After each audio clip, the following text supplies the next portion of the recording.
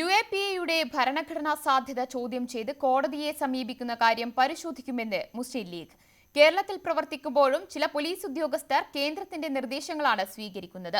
Police നിഷ്പക്ഷമായി പ്രവർത്തിക്കണമെന്നും league ആവശ്യപ്പെട്ടു.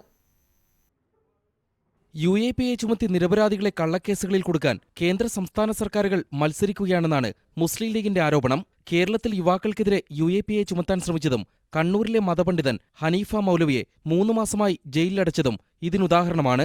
പാർലമെന്റിൽ മതിയായ ചർച്ച പോലുമില്ലാതെ ചുട്ടെടുത്ത നിയമമാണ് UAPA.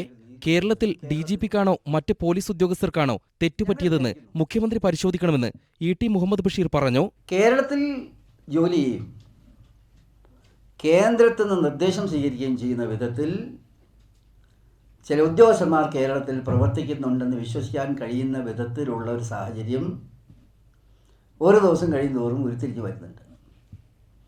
ഇത് ഗൗരവമായി നോക്കേണ്ടതാണ്. ഗൗരവമായി കേരള ഗവൺമെൻറ് അഡ്രസ്സ് ചെയ്യേണ്ട പ്രശ്നമാണ്. UDF സർക്കാരിന്റെ കാലത്ത് UAPA ചുമത്തിയതും തെറ്റാണ്. നിയമത്തിന്റെ ഭരണഘടനാ സാധുത ചോദ്യം ചെയ്ത് കോടതിയെ സമീപിക്കുന്ന കാര്യം നിയമവിദഗ്ധരുമായി ആലോചിച്ച് തീരുമാനിക്കും.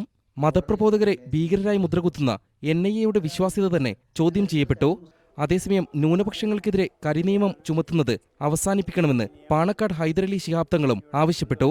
News 18 ഡൽഹി.